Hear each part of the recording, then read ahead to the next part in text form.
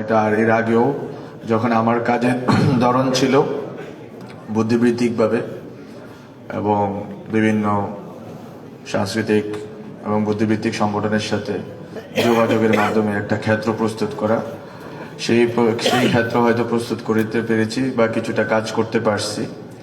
কিন্তু এখন আমাদের জন্য যেই বিষয়টা খুবই গুরুত্বপূর্ণ হয়ে গেছে, সেই বিষয়টা হচ্ছে বাংলাদেশের সামনের দিনগুলোকে দেখতে পারা এবং সামনের দিনগুলো দেখার জন্য অতীত দেখা গুরুত্বপূর্ণ। আজকে বর্তমান সরকার, অন্তর্বর্তীকালীন সরকার এখন গণভোটের জন্য সবাইকে বলছে এবং রাষ্ট্রের পুনর্গঠনের কথা বলছে, কিন্তু আমি একটু ইতিহাসের দিকে ফেরত যেতে চাই। আমাদের এই বাংলাদেশ শুধুমাত্র রাষ্ট্রের প্রশ্ন বা রাষ্ট্র সংস্কারের প্রশ্নটা গুরুত্বপূর্ণ নয়, বরং আমরা যেই সমাজে বসবাস করি, বাঙালির যদি বলি, অথবা আরো একটু স্পেসিফাই করে বললে বাঙালি মুসলমানের সমাজ, এবং বাঙালি মুসলমানের সাথে সাথে বাঙালি হিন্দু, বাঙালি বৌদ্ধ, বাঙালি খ্রিস্টান, এই সবগুলো সমাজের সম্মিলনে আমরা যে বাঙালি, এই যে আমরা জাতি হিসাবে দাঁড়ালাম, এই জাতি হিসাবে দাঁড়ানোর সবচেয়ে গুরুত্বপূর্ণ অনুষঙ্গ হচ্ছে সংস্কার। কেন? কারণ আজকে বাঙালি এখানকার এই যে ঢাকা বিশ্ববিদ্যালয়ে এতগুলো ছাত্র পড়তে আসে, শিক্ষার্থীরা পড়তে আসে, এই পড়তে আসার কারণ হচ্ছে আমাদের যে পূর্বপুরুষরা ছিলেন তারা অনেকগুলো সংস্কার উদ্যোগ নিয়েছিলেন বলে আজকে সোশ্যাল আপওয়ার্ড মোবিলিটির কারণে আমাদের বাপদাদারা কিছুটা পড়াশোনার সুযোগ পেয়েছে, তারা কিছুটা পড়াশোনা করে আমাদেরকে পাঠানোর সামর্থ্য অর্জন করছে, আমরা পড়াশোনা করতেছি বা করেছি। তো এই যে সোশ্যাল আপওয়ার্ড মোবিলিটি, যেটা শেরেবাংলায় কে ফজলুল হকের মন্ত্রিত্বের সময়ে সবচেয়ে শক্তিশালীভাবে ধরা পড়ে, যদি আপনারা দেখেন, সেটা আপনার টেনেন্সির বিষয় হোক, কৃষকদের আপনার কর রেয়াতের বিষয় হোক, সেটা প্রাইমারি শিক্ষা বিষয় হোক, সেটা দোকান মালিকদের সমস্যা সমাধানের বিষয় হোক, সবগুলো জায়গায় যেখানে বাঙালি মুসলমান বিশেষ করে পিছিয়ে পড়েছিল, সেখানে তারা যে সংস্কারগুলো করেছিলেন, এই জন্য পাকিস্তান আন্দোলনের ভিতর দিয়ে পাকিস্তান রাষ্ট্র হয়েছে। আমরা পূর্ব পাকিস্তানে ছিলাম। সেই পূর্ব পাকিস্তানে সোহরাওয়ার্দী সাহেব হোসেন শহীদ সোহরাওয়ার্দী, উনি যখন সংস্কারের চেষ্টা করলেন, ওনার ক্ষমতার মেয়াদ যে এতটুকু কম, এটার একটা গুরুত্বপূর্ণ কারণ হচ্ছে ক্ষমতার যারা অংশীদার তারা সংস্কার বিরোধী ছিল। ফলে ওনাকে ইস্কান্দার মির্জা, যিনি প্রেসিডেন্ট ছিলেন, ওনার সলায় এবং ওনার চক্রান্ত, যেটাই বলেন, চক্রান্ত বেশি দিন টিকে না, চক্রান্ত খুবই খারাপ জিনিস, উনিও পরে আইয়ুব খানের কাছে পরাজিত হয়েছেন। তো বিষয়টা হচ্ছে সোহরাওয়ার্দী যেখানে ফেল করছেন, শেরে বাংলায় কে ফজলুল হকও ফেল করতেন, যদি না, এবং ফেল করছেনও। একটা দীর্ঘ সময় লাগছে তাকে এই কাজগুলো করতে, এবং পাকিস্তান হওয়ার পরে অনেক কিছু জিনিস সলিডভাবে আমরা পেয়েছি, বিশেষ করে টেনেন্সি অ্যাক্ট, যেটা আমরা করতে পারছি। এর আগে থেকেই চেষ্টাটা হয়েছিল। তো আমার প্রশ্নটা হচ্ছে, শেরে বাংলায় কে ফজলুল হককে যারা বিরোধিতা করেছিল, তারা ছিল এখানকার যেই ওই সময় সমাজপতি যারা ছিল, যারা আসলে ওই সময়ে জমিদার ছিল, হিন্দু মুসলিম নির্বিশেষে, শুধু হিন্দুরাই জমিদার ছিল না, মুসলিম জমিদাররাও মুসলিম স্বার্থের বিরুদ্ধে ছিল। এই কথাগুলো বলা দরকার, এই কথাগুলো বলা হয় না। তো যাই হোক, তো আমার কথা হচ্ছে, এই সংস্কারের যে ইতিহাস, এই ইতিহাসের ভিতর দিয়ে আমরা কি পাইছি? শেরে বাংলায় কে ফজলুল হক হোক, সোহরাওয়ার্দীর ব্যর্থ প্রচেষ্টা হোক, এর পরবর্তী বাংলাদেশ গঠনের পরে যারা চেষ্টা করছে কিছু কিছু সংস্কার, বিশেষ করে শহীদ প্রেসিডেন্ট জিয়াউর রহমান, উনি অনেকগুলো কাজ চেষ্টা করেছেন, সেগুলো ওনার শাহাদাতের কারণে হয়তো অনেক পিছিয়ে গেছে কিছুটা। আমরা যদিও সমালোচনা করি, হোসেন মোহাম্মদ এরশাদ কিছু কাজ করেছেন। কিন্তু আমরা বলতেছি যে এই যে সংস্কারের ধারাবাহিকতাতে সবচেয়ে গুরুত্বপূর্ণ প্রশ্নটা হচ্ছে যে সোশ্যাল পলিটিক্যাল আপওয়ার্ড মোবিলিটি দরকার ছিল, সেই সোশ্যাল আপওয়ার্ড মোবিলিটি কি আমাদের হয়েছে কিনা। যদি অভ্যুত্থানের পরে যদি 1.5 বছর দেখেন, আমাদের কোনো সোশ্যাল আপওয়ার্ড মোবিলিটি হয় নাই। মানে আমাদের বৃহত্তর জনগোষ্ঠীর গুটি কয়েকের কিছু, ইনক্লুডিং মি, ভালো কিছু পদ মিলেছে। কিছু লোক এখন একটু গাড়ি ঘোড়ায় ঘুরতে পারতেছে, কিছু লোক হচ্ছে একটু ভালো খেতে পারতেছে, ভালো থাকতে পারতেছে। কিন্তু কিছু লোকের জন্য গণ অভ্যুত্থানটা হয় নাই, বরং গণ অভ্যুত্থানটা হয়েছিল একটা বৃহত্তর সমাজে যে যারা আন্ডার প্রিভিলেজড আছে, যারা বৈষম্যের শিকার ছিল, সেই বৈষম্য ইকোনমিক, সেই বৈষম্য রেশিয়াল হইতে পারে, রিলিজিয়াস হইতে পারে, সব ধরনের বৈষম্যের যারা শিকার ছিল, তারা কি উঠে দাঁড়াইতে পারছে কিনা। তারা যদি উঠে দাঁড়াইতে না পারে, তাহলে আমি মনে করি আমরা 100 বছর পিছিয়ে আছি। কারণ 100 বছর আগে আমাদের পূর্বপুরুষরা যে কাজ করে সফল হয়েছিলেন, একটা বৃহৎ পুশ দিতে পারছেন, বড় সড়ো পুশ দিতে পারছেন আমাদের আমাদের যেই পলিটিক্যাল কমিউনিটি গড়ে তোলার জন্য। সেই বড় সড়ো পুশ আমরা এত রক্তারক্তির পরে, 2000 লাশের পরেও, 2000 কাছাকাছি শহীদ হওয়ার পরেও আমরা পারলাম না। সো আমরা ব্যর্থ, এটা আমরা ধরে তারপরে আমরা সব বড় বড় বক্তৃতা দিতে হবে। আমাদের বক্তৃতা দেওয়াটা খুবই ভালো, বক্তৃতা সবাই দেওয়া উচিত, বক্তৃতা দেওয়াটা ভালো অভ্যাস। কিন্তু বক্তৃতা দেওয়ার আগে আমাদের আত্মসমালোচনা করা উচিত। আমি পার্সোনালি আজকে এই পোডিয়াম থেকে বলতে চাই যে আমি অন্তত বাংলাদেশের জনগণ যাদের জন্য চেষ্টা করেছি, আমরা অবশ্যই সৎভাবে সকল ধরনের চেষ্টা আমি করেছি, সেই ফিরিস্তি আমি এখানে দিব না। কিন্তু আমরা কেন ব্যর্থ হলাম সেই গল্পটা বলি, তারপরে আমি রাজনীতি কিছু কথা বলে শেষ করি। আমরা যখন এই গণ অভ্যুত্থান হলো, তখন আমার স্পষ্ট মনে পড়ে 3রা আগস্টে কথা ছিল যে লেখা হবে এক দফার হিসাবে, এক দফার ঘোষণা। একটা চক্রান্তকারী গোষ্ঠী চেয়েছিল যে 1 দফার ঘোষণা আগের রাত্রে হয়ে যাক, 2 তারিখ রাত্রে হয়ে যাক। কিন্তু আমরা এটা বললাম যে আমরা 3রা আগস্টে এটা সরাসরি প্রকাশ্যে শহীদ মিনারে হবে। শহীদ মিনারে ঘোষণার ভেতরে আপনারা জানেন যে হাসিনার পতনের ঘোষণা একমাত্র ঘোষণা ছিল না, ঘোষণার 3টি অংশ ছিল। সেই খসড়া আমরা লিখেছি, আমরা যে উদ্দেশ্যে লিখেছি সেই উদ্দেশ্য কেন বাস্তবায়ন হয়নি সেটা বলে আমি শেষ করি। আমরা বলেছিলাম যে শেখ হাসিনার পতন, এটা হচ্ছে ফার্স্ট। আপনার ক্লজ আকারে যদি ধরেন, এই দফারই ক্লজ হচ্ছে একটা, শেখ হাসিনার পতন হইল। আমরা বলেছিলাম পেশিবাদী ব্যবস্থার বিলোপ, সেটার অবস্থাকে আপনারা জানেন। সেই অবস্থার বিষয়ে একটু আগে মনির হায়দার ভাই বলছেন যে ব্যবস্থার যেই অঙ্গগুলো আছে, যে নির্বাহী বিভাগ, বিচার বিভাগ এবং নির্বাহী বিচার এবং আইন সংসদ বিষয়ক যে বিভাগ, আপনার এই বিভাগগুলোর ভিতরে যে সামঞ্জস্য এবং ক্ষমতার ভারসাম্য, সেটার জন্য ওনারা চেষ্টা করছেন। কিন্তু এটা কি নিছক অনেক কতগুলো দস্তা লেখার বিষয়, নাকি একটা রাজনৈতিক আন্ডারস্ট্যান্ডিং এবং হচ্ছে যে চুক্তির বিষয়? যদি চুক্তি হয়েই থাকে জুলাই সনদে, তাহলে কেন এখন আমরা বিভিন্ন জায়গায় বিভিন্ন কথা বলতে দেখি? যদি চুক্তি হয়েই থাকে, তাহলে অভ্যুত্থানে থেকে অ্যাপারেন্টলি যারা অভ্যুত্থানকে লিড দিয়েছেন তাদের নেতৃত্বে সংগঠন কেন জুলাই সনদে সাইন করেনি? সে প্রশ্নগুলো আসবে। কিন্তু আমি যেটা বলি যে পলিটিক্যাল, তারপরে আমাদের দাবি ছিল ওই সময় দফা যে পলিটিক্যাল সেটেলমেন্ট কি। এখন অনেকে বলে পলিটিক্যাল সেটেলমেন্ট কি, তারা বুঝতে পারে না, তারা দেখতে পারে না, তারা চুইতে পারে না। তো সেটা আমি মনে করি যে একটু সময় লাগবে।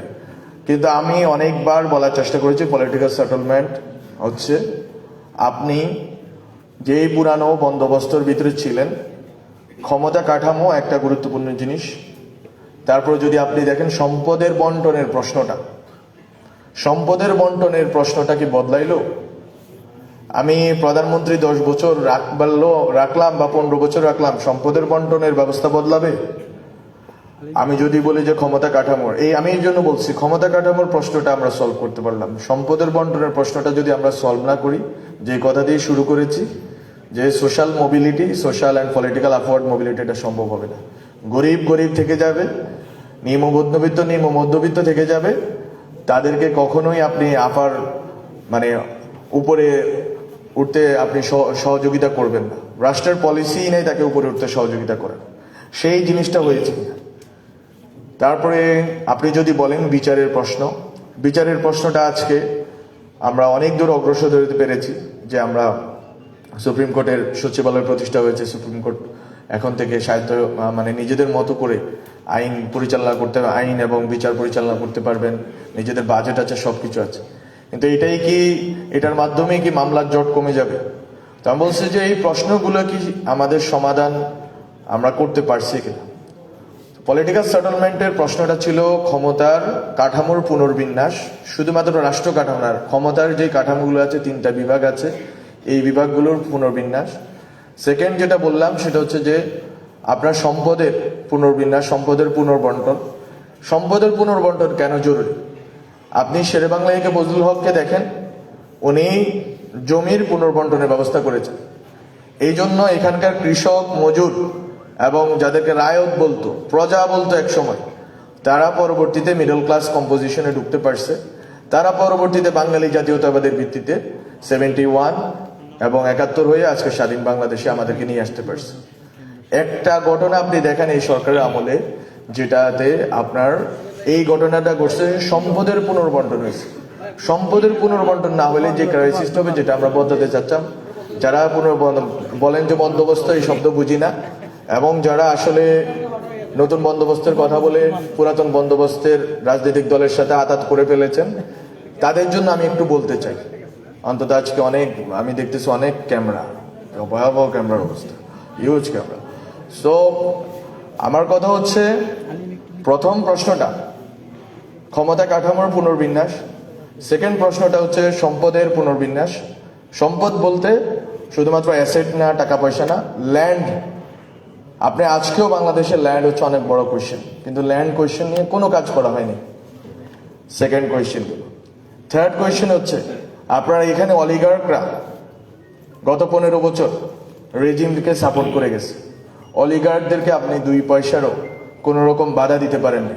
বরং আপনারা আজকে পর্যন্ত রাষ্ট্রের যে পলিসি, ইভেন এই গণভোট, এই সনদ হয়ে যাওয়ার পরেও যে পলিসি থাকবে, সেটাই অলিগার্কদেরকে সাপোর্ট করে যাবে, অলিগার্কদের আরো বেশি টাকা বানানোর উপায় করে দিবে। আজকে যে অলিগার্করা বাংলাদেশের এই পুরো এনার্জি সেক্টরকে ধ্বংস করে দিচ্ছে, সেই অলিগার্করা আজকে বাংলাদেশের সরকারের সাথে খুবই মানে কমফোর্টেবলি কাজ করতেছে। 3-4 জন ওই শেখ হাসিনার সাথে যারা ছিল, তাদেরকে ধরা ছাড়া কোনো অলিগার্কের গায়ে 1 পয়সারও আঘাত, একটা টোকাও দেওয়া হয়নি। ফলে অলিগার্করা যখন রয়ে গেছে, ফোর্থ কোয়েশ্চেন যেটা আমরা বলতে চেয়েছিলাম, যে কিসে পরিবর্তন আনতে হবে। তাহলে আপনি ক্ষমতা কাঠামোতে পরিবর্তন আনলেন না, আপনি এটাকে ঝুলিয়ে রাখলেন পরবর্তী সংসদের জন্য, জানি না কি হবে। আপনি সম্পদ এবং ভূমির পুনর্গঠন করলেন না, পুনর্বন্টন করলেন না, গেল। আপনি থার্ড যে কোয়েশ্চেনটা আমি বললাম, যে আপনি অলিগার্কদের কাছ থেকে টাকা জনগণের কাছে ফেরত আনার কোনো ব্যবস্থা, আপনারা অনেকবার আমরা বলেছি যে বিদেশ থেকে টাকা ফেরত আনেন, বিদেশের টাকা পরে রাখেন। দেশেই যারা এই সম্পদকে কুক্ষিগত করছে, তাদের ব্যাপারে কোনো ব্যবস্থা নেওয়া হয়েছে কিনা। দেশেই তো অনেক অলিগার্করা লুকিয়ে আছে। দেশে অলিগার্কদের এই দালালরা বসে বসে মিডিয়া চালাচ্ছে, আপনার কালচার করে বেড়াচ্ছে, আপনার সকল প্রতিষ্ঠান করতেছে, এবং এখন নতুন পুরাতন সব দলগুলোকে ফান্ডিং করতেছে। তো আপনি সরাইতে পারলেন না, অথবা এদেরকে ভাঙতে পারলেন না। সরানো তো সম্ভব না।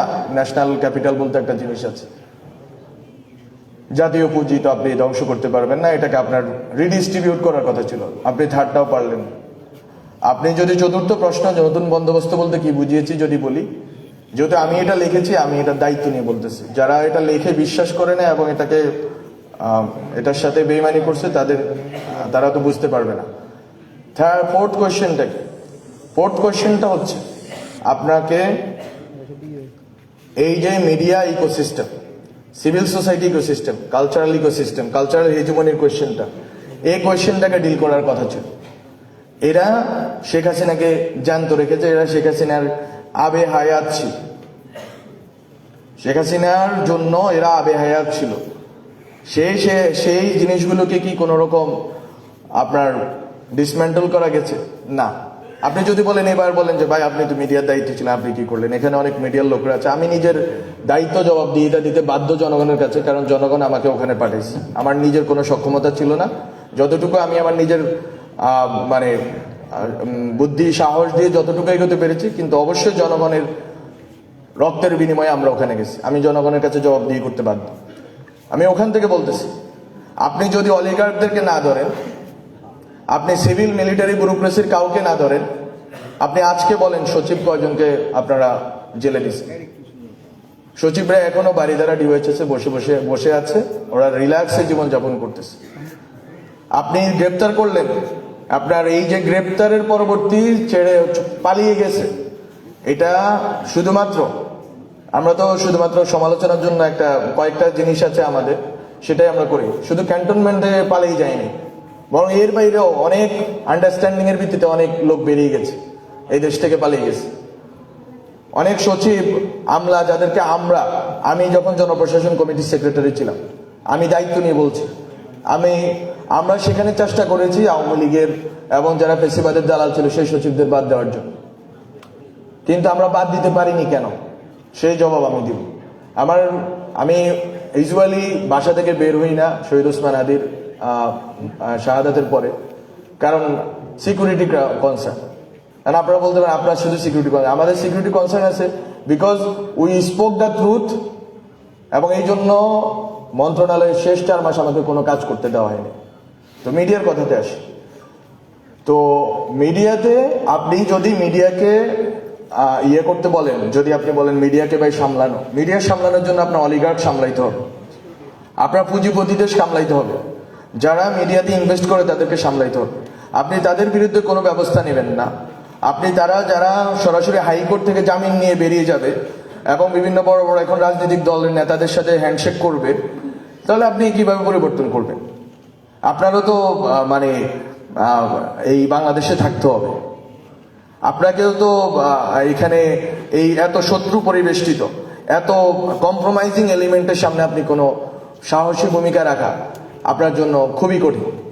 এবং আমি যতটুকু সাহস দেখাইতে যাব ততটুকুই বলা হবে যে উনি ব্যর্থ এই জন্যই, কারণ হচ্ছে যে এখানে যদি রাষ্ট্রের আরো অন্যান্য অঙ্গ যদি আমাকে সাপোর্ট না দেয়, যদি যাকে দালালি করার অভিযোগে যাকে গ্রেপ্তার করা হয়েছে সে যদি হাইকোর্ট থেকে ছাড়া পেয়ে আবার দালালি করার সুযোগ পায়, এটা তো আমার দায় না। যারা অলিগার্করা যারা টাকা দিয়েছে তাদেরকে আপনি গ্রেপ্তার করলেন না, তাদেরকে বিচারের আওতায় আনলেন না, তারা এখনো ফান্ডিং করে যাচ্ছে এবং তারা ভুলের পর ভুল এবং মিথ্যা অপপ্রচার করে যাচ্ছে, তাদেরকে আপনি ধরবেন না। এটা তথ্য মন্ত্রণালয়ের কাজ না, তথ্য মন্ত্রণালয়ের কাজ না। আমি শেখ মুজিব হইতে চাই না যে আমি পত্রিকা বন্ধ করে দিব, মিডিয়া বন্ধ করে দিব, বরং আমরা চেয়েছিলাম যে নতুন মিডিয়া দিব। নতুন মিডিয়া কি আমাদেরকে দিতে দেওয়া হয়েছে? আমি বললাম তো শেষ 4 মাস আমাকে কাজ করতে দেওয়া হয়নি। কেন কাজ করতে দেওয়া হয়নি? কারণ আমরা চেয়েছিলাম নতুন মিডিয়া আসুক, পুরাতন মিডিয়ার বদলে নতুন মিডিয়া আসুক। 5-7টা নতুন মিডিয়া আসছে, আপনারা জানেন, যারা ছোট মানে কাজ করতেছে, ওরা কিছু ভালো কাজ অভ্যুত্থানের পক্ষে, জুলাইয়ের পক্ষে, এই তরুণদের পক্ষে কাজ করা শুরু করছে। এতেই পুরাতন বন্দোবস্তের যারা আছেন তাদের যথেষ্ট পরিমাণ ভীতি সঞ্চার হয়েছে, তারা যাতে কোনোভাবে আমরা কাজ না করতে পারি সেই ব্যবস্থা করেছে। তো এই পুরাতন বন্দোবস্ত থেকে নতুন বন্দোবস্তে পদার্পণের যে 4টা কথা বললাম, যে আপনার ক্ষমতার কাঠামোর পুনর্বিন্যাস লাগবে, সম্পদ এবং আপনার ভূমির পুনর্বিন্যাস লাগবে, আপনার এই যে ন্যাশনাল ক্যাপিটাল বা জাতীয় পুঁজি যাকে বলি আমরা, সেটার পুনর্বিন্যাস লাগবে। সেটার পুনর্বিন্যাসের ক্ষেত্রে অলিগার্কদের অথবা দুর্নীতিবাজদের অথবা এখানকার যে সিস্টেমেটিক যে রিপ্রেশন আছে, এখানের সাথে জড়িত যেই আমলারা আছে তাদেরকে আপনাকে ধরতে হবে, ডিসমেন্টেল করতে হবে। থার্ড যেটা বললাম, সিভিল সোসাইটি এবং কালচারাল যে সফট পাওয়ার আওয়ামী লীগের জন্য আবে হায়াত ছিল, সেই সফট পাওয়ারকে ডিসমেন্টেল করতে হবে। এর কোনোটাই সম্ভব হয়নি। ফলে রাষ্ট্রের পুনর্গঠনের প্রশ্নটা অথবা নতুন বন্দোবস্তের প্রশ্নটা আজকে মানুষের কাছে হাসির খোরাক। আজকে অনেক সুন্দর সুন্দর আলোচনা হয়, বক্তৃতা হয়, জোশিলা বক্তৃতা হয়, এই করে ফেলবো, হ্যান কারেঙ্গা তেন কারেঙ্গা, কিন্তু আমরা করতে পারি না। কেন করতে পারি নাই? কারণ পুরাতন বন্দোবস্তের লোকদেরকে বসিয়ে নতুন বন্দোবস্ত সম্ভব, অথবা পুরাতন বন্দোবস্তের সাথে আতাত করে পুরাতন বন্দোবস্তের কাছে সমর্পণ করে কোনো নতুন বন্দোবস্ত সম্ভব না। আমরা যদি সাহস করতে পারতাম, আমরা যদি যে সাহস আমাদের 5 আগস্টের আগের দিনও ছিল, সেই সাহসটা যদি আজকেও থাকতো, ইনক্লুডিং মাইসেলফ, তাহলে আমরা হচ্ছে যে নতুন বন্দোবস্ত করতে পারতাম।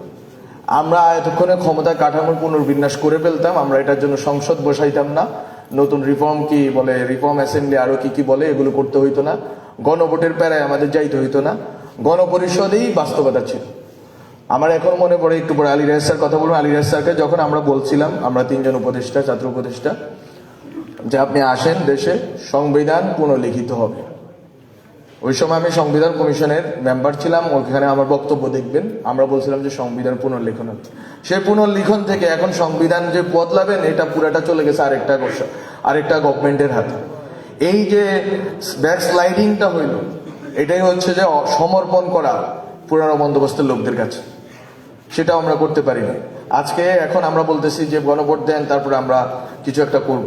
সেই প্রমিস কি রাখা হবে, সেটা নিশ্চয়তা কি? কারণ গণভোটের কোনো লিগাল, মানে আপনার লিগাল বলতে একটা হচ্ছে লিগাল আর একটা হচ্ছে কনস্টিটিউশনাল। আপনি সংবিধান পরিবর্তন করবেন, কিন্তু আপনার কোনো কনস্টিটিউশনাল ভ্যালিডিটি নেই, আপনার আছে লিগাল ভ্যালিডিটি। কোনটা প্রাধান্য পাবে? অবশ্যই কনস্টিটিউশন প্রাধান্য পাবে। তো এইরকম অনেকগুলো কোয়েশ্চেন আমরা বলার চেষ্টা করেছি, করার চেষ্টা করেছি। কোয়েশ্চেন করার কারণে অনেক ক্ষতিগ্রস্ত হয়েছে গভর্নমেন্টে থাকা অবস্থায়। এখনো হচ্ছে না এরকম না, এখনো হচ্ছে, কিন্তু আমি আমার পজিশনে একা হইলেও দাঁড়িয়ে থাকতে চেয়েছি এবং আমি একা দাঁড়িয়ে আছি। রাজনৈতিকভাবে যে বক্তব্য পুরাতন বন্দোবস্ত নতুন বন্দোবস্তের ব্যাপারে, আমি মনে করি অনেকদিন পরে আমি আমার পজিশন ক্লিয়ার করতে পেরেছি। রাজনৈতিক যে কথাটা আমি বলবো, আমরা যারা এখানে অভ্যুত্থানের আগে এখানে এই যে রাষ্ট্রকল্প বলেন, গুরুবার আড্ডা বলেন, আরো এই যে সিনেযোগ ছিল আমার নিজের পত্রিকা, আরো অনেকগুলো কালচারাল অ্যাক্টিভিটিস বলেন, এর মাধ্যমে আমরা কি চেয়েছিলাম? যে একটা নতুন রাজনৈতিক পরিষদ তৈরি হবে, একটা প্রজন্ম রাজনৈতিকভাবে শিক্ষিত হবে এবং তারা রাজনৈতিকভাবে নেতৃত্ব দেবে। কিন্তু আমরা কখনোই এটা চাই নাই যে একটা ধর্মপন্থী রাজনৈতিক দলের সাথে গিয়ে ওনারা আঘাত করবেন, ওনারা সমর্পণ করবেন। এটার জন্য আমরা এই রাষ্ট্রকল্প লাইব্রেরি করিনি, আমরা গণতান্ত্রিক ছাত্র শক্তি করিনি, আমরা এনসিবি বা নাগরিক কমিটির সাথে কোনো মানে পলিসি সাপোর্ট আমরা এই জন্য দিইনি। আমরা দিয়েছি যে একটা শক্তি সম্ভাবনা আকারে বাংলাদেশের জনগণের সামনে থাকবে, যেটা থার্ড ফোর্স আকারে থাকবে, যেটা মানুষকে বলবে যে এই পুরাতন বন্দোবস্ত যারা চায় তাদের বাইরে আমরা আপনাদের বয়স হইতে চাই, আমরা আপনাদেরকে এই যে আপনারা যেই আন্ডার প্রিভিলেজ পজিশন আছেন সেখান থেকে তুলে আনতে চাই, আমরা আপনাদের সোশ্যাল পলিটিক্যাল আপওয়ার্ড মোবিলিটি নিশ্চিত করতে চাই, আমরা এই ক্ষমতার কাঠামো এবং সম্পদ এবং ভূমির পুনর্বিন্যাস করতে চাই, আমরা এই অলিগার্কি এবং এখানকার যে পুরা কাঠামো সিভিল মিলিটারি ব্যুরোক্রেসি এটাকে পুনর্গঠন করতে চাই, আমরা বাংলাদেশের সিভিল সোসাইটি এবং কালচারাল যেই হেজিমনিটা আছে সেটাকে ভেঙে দিতে চাই। সেই কাজটা আমি মনে করি অন্য এই সব রাজনৈতিক দল নেতাদের চাইতে ও শহীদ ওসমান হাদি অনেক শক্তিশালীভাবে এই কাজটা করতে পারছে। আজকে এই জন্য আমরা ওনাকে স্মরণ করি এবং ওনাকে আমাদের বলতে হয় ওনার কথা। কারণ একটা লোক শহীদ মানে তার নামটা অনেক সুন্দর, শহীদ মানে হচ্ছে যিনি সাক্ষ্য দেন, আর হাদি মানে হচ্ছে যিনি হচ্ছে পথ দেখান। তো উনি পথ দেখাই গিয়েছেন এই লড়াইয়ের জন্য, ডিসমেন্টল করার লড়াইটা। আমি যদি যে সিস্টেম আমাকে রিপ্রেজেন্ট করছে হাসিনার নামে সেই সিস্টেমের কাছে আত্মসমর্পণ করি, যে সিস্টেমের অধীনে থেকে রাজনৈতিক দলগুলো অপারেট করছে এবং গত 2 বছরে পদে পদে সংস্কার বিচারের কার্যক্রমকে বাধাগ্রস্ত করেছে, বিচারের এবং বিভিন্ন তদন্ত কমিটিকে নিজেদের রাজনৈতিক বার্গেনিং টুল হিসেবে ব্যবহার করছে যেই রাজনৈতিক দলগুলা, সেই দলগুলোর কাছে গিয়ে আমার আত্মসমর্পণ করাটা, এটা হচ্ছে আমি মনে করি বাংলাদেশের হিস্ট্রিতে আমাদের ওই যে বুতের পায়ে হাঁটার মতো, বুতে যেরকম পিছে পায়ে হাঁটে আমরা এখন পিছে হাঁটতেছি। তো আজকে আর বেশি কিছু বলার নাই, শুধু অনুরোধ থাকবে বাংলাদেশে এখানে যারা আছে অনেক তরুণ ছাত্রদেরকে দেখতেছি, এই অনুরোধ থাকবে যে আমরা যে স্বপ্নটা নিয়ে শুরু করেছিলাম সেই স্বপ্নটা জাগিয়ে রাখা। আমি আমার ব্যক্তিগতভাবে সামষ্টিকভাবে আমি আমার কাজ করে যাচ্ছি, চেষ্টা করতেছি, আমরা হয়তো কিছু একটা নতুন প্ল্যাটফর্ম করব বা কিছু একটা চেষ্টা করব যেখানেই আমরা সকলেই আমরা অন্তত এই আশাটা বাঁচিয়ে রাখতে চাই যে বিকল্প সম্ভব আমরা এই বিকল্প আমরা বলে যদি আমরা আবার পুরাতন দলের কাছে দাসখত দিই, তাহলে আর বিকল্প আমরা থাকি না। মানুষ আমাদেরকে বিশ্বাস এই জন্যই করে নাই, করবে না। তো আমি অনুরোধ থাকবে, রাষ্ট্রকল্প লাইব্রেরি বলেন, এরকমভাবে ক্যাম্পাসগুলোতে অন্তত বুদ্ধিবৃত্তিকভাবে এই একটা ইন্টিগ্রিটির সাথে আমরা যাতে ওই সোল সার্চিংটা করে যাই। যেহেতু লড়াইটা পিছিয়ে গেছে, ভূতের পায়ে হাঁটা ধরছে আমার কমরেডরা, তাহলে লড়াইটা আরো দীর্ঘ, এটা দেখাই যাচ্ছে। যেহেতু লড়াইটা দীর্ঘ, ফলে আমাদের এই প্রস্তুতি দরকার, আবার নতুনভাবে শেখা দরকার, বোঝা দরকার কোথায় আমরা ভুল করলাম, আমাদের ভুলগুলো সম্বন্ধে আমাদেরকে নিজেদেরকে আউটস্পোকেন হওয়া দরকার, নিজেদেরকে সবসময় জনগণের সামনে স্বচ্ছ রাখা দরকার, জবাবদিহি করা দরকার। নাহলে আমরা নতুন বন্দোবস্তের কথা বলাটা আমাদের সাজে না। তো এই কাজগুলো আমি মনে করি এখানে আপনারা যারা উপস্থিত আছেন তারা করবেন। রাজনৈতিক বক্তব্যবাজি, স্লোগানবাজি এগুলো অনেক চলবে, এগুলো দরকার আছে, একটা দেশে এগুলো চলে, এগুলো কালচার। কিন্তু এর বাইরেও আমরা যে কালচারটা চাইছিলাম অন্তঃসলীলা হয়ে, যে প্রত্যেকটা ছাত্র নাগরিকদের মধ্যে অন্তত বুঝ ব্যবস্থা যাতে গ্রো করে। অভ্যুত্থান আমাদেরকে অনেক দূর এগিয়ে দিয়েছে, আবার রাজনৈতিক দলগুলোর ভূমিকা আমাদেরকে পিছিয়ে দিচ্ছে। এই যে খেলা, এই খেলায় আমাদেরকে কখন আমরা যাতে একবারে একটা বড় পুশ দিতে পারি, একটা সফল জায়গায় পৌঁছাইতে পারি, মানুষের স্বপ্নকে ধারণ করতে পারি। এবং আমি আবারও বলবো, অনেকে বলেন যে নতুন বন্দোবস্ত ব্যর্থ হয়েছে, এগুলো স্লোগান সর্বস্ব কথাবার্তা, স্লোগান সর্বস্ব কথাবার্তা না। এগুলোকে কেউ ধারণ করুক আর না করুক, কেউ লালন করুক আর না করুক, আমি করি এবং আমার কমরেডরা করে, যারা আমাদের সাথে লড়তে চায় লড়বে। তো আপনাদেরকে সবাইকে অনেক অভিনন্দন এবং শুভেচ্ছা জানিয়ে, আপনাদেরকে যারা এখানে উপস্থিত ছিলেন তাদের সবাইকে ধন্যবাদ জানিয়ে আমি শেষ করছি। ইনকিলাব।